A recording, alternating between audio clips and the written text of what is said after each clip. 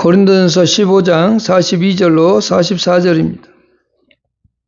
죽은 자의 부활도 그와 같으니 썩을 것으로 심고 썩지 아니할 것으로 다시 살아나며 욕된 것으로 심고 영광스러운 것으로 다시 살아나며 약한 것으로 심고 강한 것으로 다시 살아나며 육의 몸으로 심고 신령한 몸으로 다시 살아나나니 육의 몸이 있은즉 또 영의 몸도 있느니라. 아멘.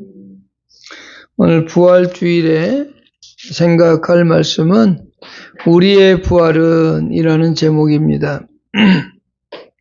먼저 35절을 한번 보시겠습니다.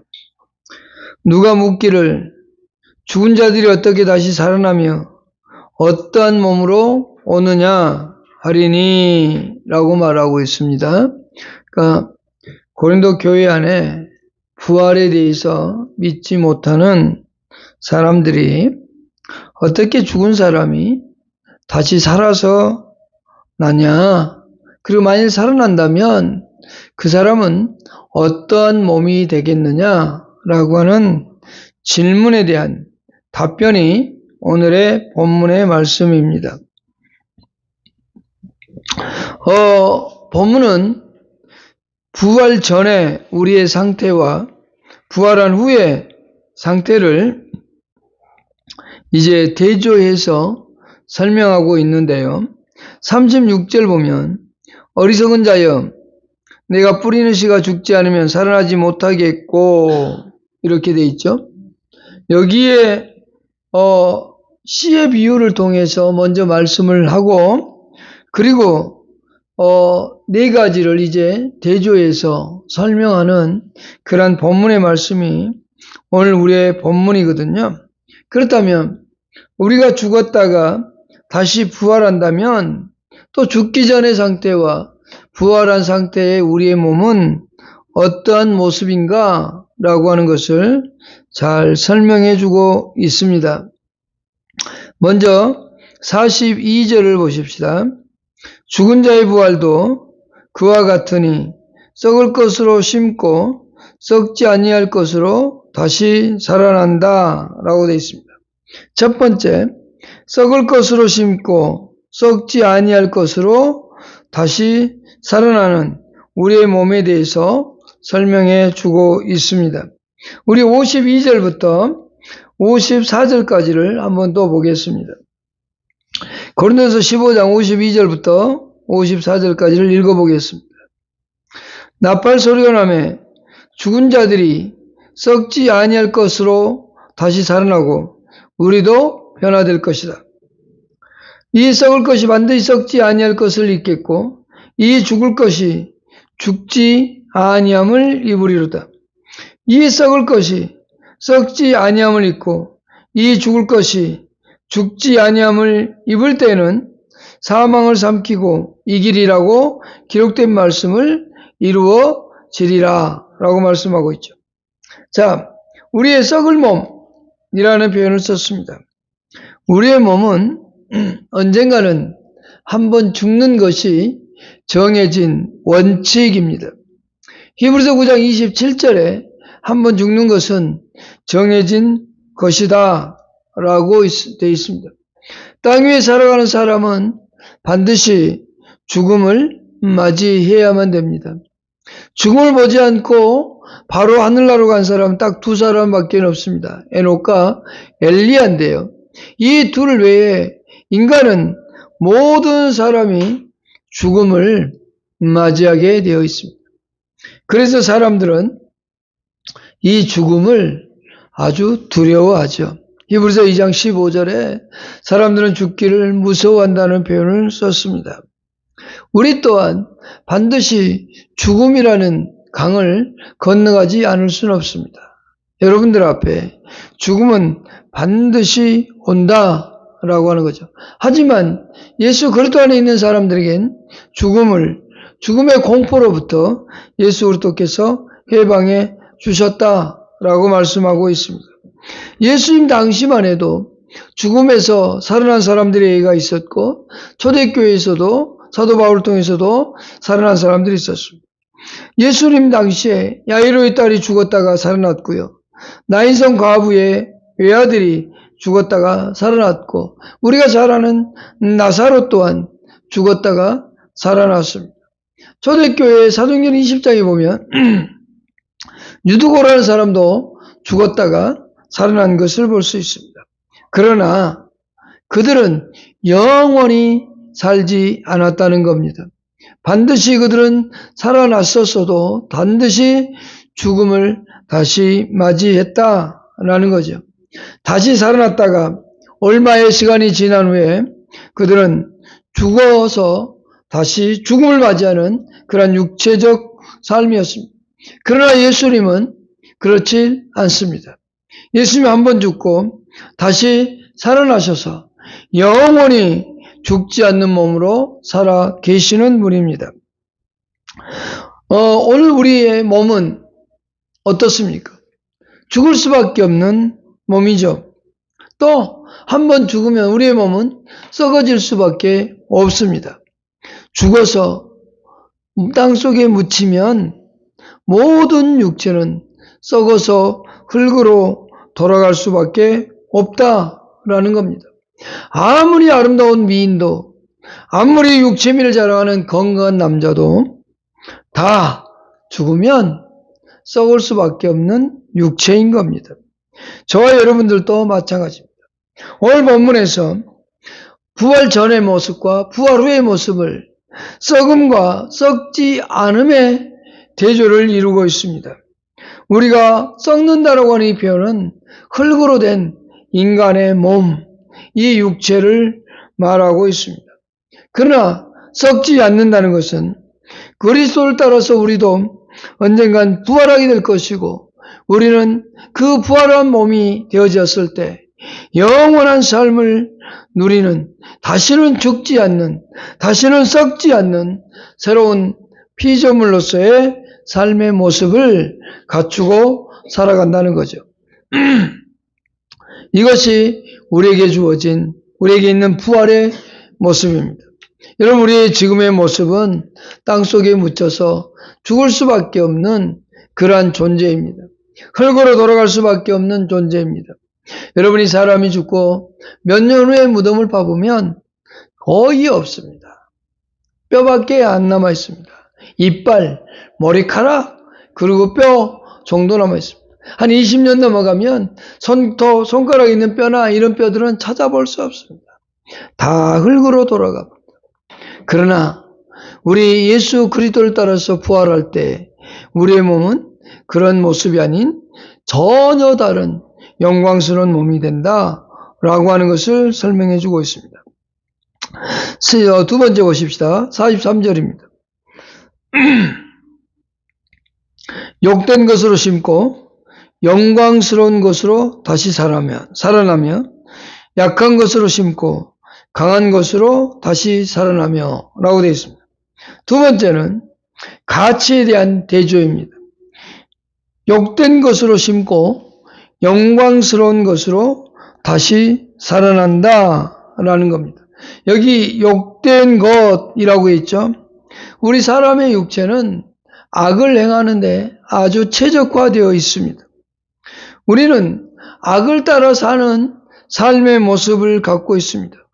이것은 아담 때부터 가지고 있는 이 죄악성을 가진 인간의 삶을 그렇게 표현한 겁니다. 욕된 것이라고 표현했죠. 우리 현재의 몸은 선을 행하고 싶지만 그렇다고 해서 선을 행하고 싶은 대로 행하며 사느냐? 그렇지는 않습니다. 오히려 우리가 원하지 않는 악을 더 많이 행할 때가 있죠. 선을 행하고 살아야 됨에도 불구하고 우리는 그렇지 않음을 사도 바울이 잘 설명해 주고 있습니다. 로마서 7장 19절에서 사도 바울은 내가 원하는 바 선은 행하지 아니하고 도리어 원하지 아니하는 바 악은 행하는도다. 이 바울의 고백이 어쩌면 우리의 고백입니다. 우리도 이 바울처럼 선을 행하고 싶고 선한 행동들을 하며 남을 돕고 싶고 남에게 많은 사랑을 베풀고 싶지만 그것보다는 오히려 악을 행하고 사는 것이 더 많은 존재인 거죠. 우리는 그러한 육체적 몸을 가지고 살아가지만 이제 부활하는 날, 부활의 몸을 가질 때는 전혀 다른, 다시는 죄를 짓지 않는 그와 같은 몸, 하나님을 영화롭게 하는 몸, 하나님과 함께하는 영광스러운 몸으로 부활하게 되어진다라고 하는 거지요. 우리는 하나님의 자녀로서 영원히 살아가는 그 삶 속에서 부활의 몸은 거룩성을 지닌 존재로서 하나님 앞에 영광을 돌리고 그 영광스러운 몸으로 세상을 하나님 나라에서 영원히 살아가게 된다라고 하는 거죠. 그러니 지금은 우리가 악을 행하고 살아갈지 모르지만 하나님의 뜻대로 살지 못할 때도 있지만 그러나 우리가 부활의 날에 예수 그리스도를 따라 부활했을 때 우리의 몸은 영광스러운 존재가 된다는 사실을 잊지 마시기를 바랍니다. 세 번째, 43절 끝부분에 약한 것으로 심고 강한 것으로 다시 살아난다 라고 하는 겁니다. 세 번째는 능력에 대한 대조를 이루고 있습니다. 약한 것이라고 하는 표현이 있는데요. 이것은 스스로 아무것도 할 수 없는 존재, 즉 시간과 공간에 매여서 제약을 받는 그런 존재의 모습을 우리에게 보여주고 있습니다. 현재 우리의 몸은 병 때문에 고생하고 힘들어하고 어려움을 겪고 살아가는 그와 같은 육체적 몸을 가지고 있다라고 할 수 있습니다. 우리는 늘 건강하는 것이 어쩌면 소원일 겁니다. 세상 사람들은 가장 중요한 게 뭐냐라고 할 때 건강이라고 합니다. 신앙인들에게 가장 중요한 것은 뭐냐면 예수 그리스도를 믿는 믿음이 가장 중요하거든요. 그런데 우리는 그렇지 않고 세상 사람들과 거의 비슷하게 건강이 최고야 라고 얘기하죠. 그 말이 무슨 말이냐면 건강하지 않으면 모든 것을 잃을 수도 있다. 원하는 대로 살아가지 못한다 라고 하는 거죠. 여기 약한 것이라는 게 바로 병든 육체, 고생하는 육체, 힘들어하는 육체의 모습을 설명하고 있는 겁니다. 우리는 능력이 없습니다. 우리 인간의 몸 하나도 우리 스스로 건강하게 지킬 수 있는 그런 존재가 아닙니다. 우리는 그 운동을 하고 몸을 잘 가꾼다고 하지만 나이가 많아지고 늙어지면서 점차적으로 쇠약해가고 또 스스로 지켜내지 못하는 우리 인간의 모습을 수없이 보게 되는 거죠.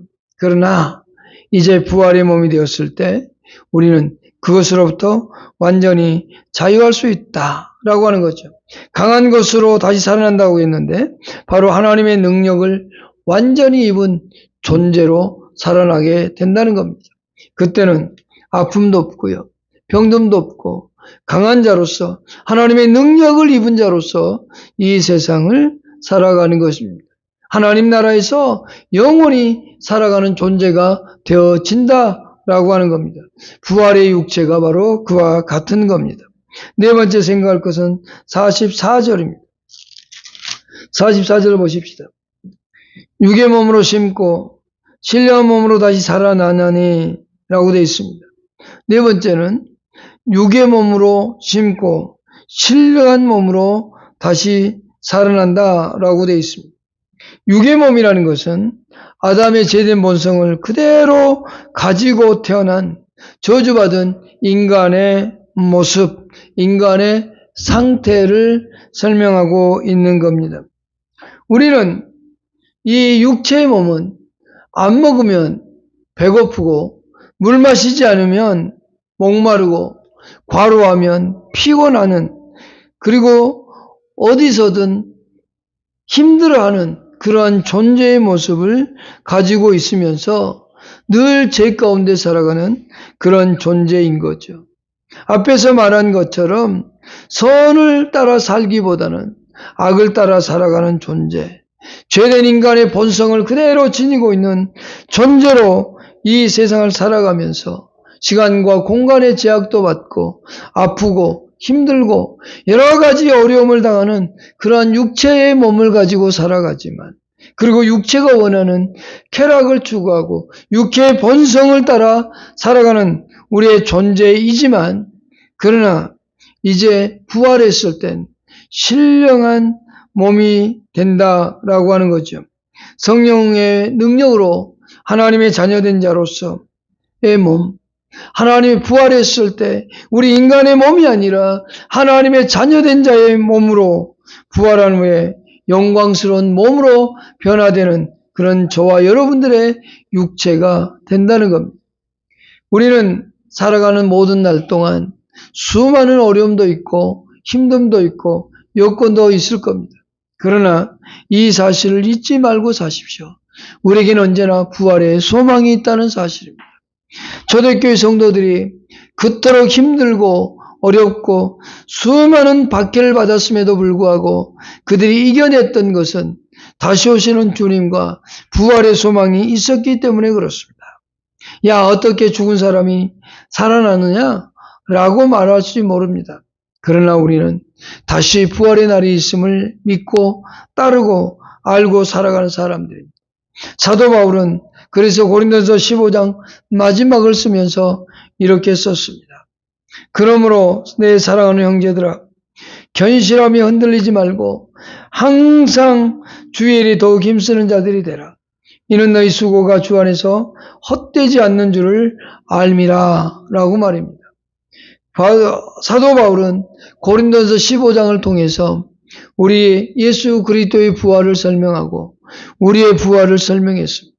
이것을 진실로 믿는다면 우리가 다시 부활의 몸이 되어서 썩을 육체가 썩지 않는 몸으로 살아나고 욕된 몸이 영광스러운 몸이 되고 약한 것이 강한 몸이 되고 육의 몸이 신령한 몸이 된다는 것을 믿는다면 사도 바울이 고린도서 15장 58절에 하신 이 말씀을 기억해야 됩니다. 그러므로 내 사랑하는 자들아, 견실하며 흔들리지 말고 항상 주의 일에 더욱 힘쓰는 자들이 되라. 견실하다라는 표현은 뿌리를 깊이 내리는 겁니다. 하나님의 말씀에 신앙의 뿌리를 깊이 내리는 겁니다. 흔들리지 말라는 것은 잘못된 이단 사상에 흔들림 없이, 잘못된 가르침에 흔들림 없이 하나님 말씀대로 예수 그리스도를 믿는 그 믿음 가지고 부활하는 그날을 믿고 따라갈 것을 얘기하면서 동시에 그날이 있다면 우리는 정말로 예수 그리스도를 위해서 수고하고 힘쓰는 자들이 되라고 말씀하고 있습니다. 여러분, 이 사실을 잊지 않기를 축복합니다. 언제나 예수 그리스도 안에서 우리가 부활의 날이 있다는 것을 믿고 따르는 저와 여러분 될 수 있기를 바라겠습니다. 오늘은 여기까지만 하겠습니다. 하나님 고맙습니다.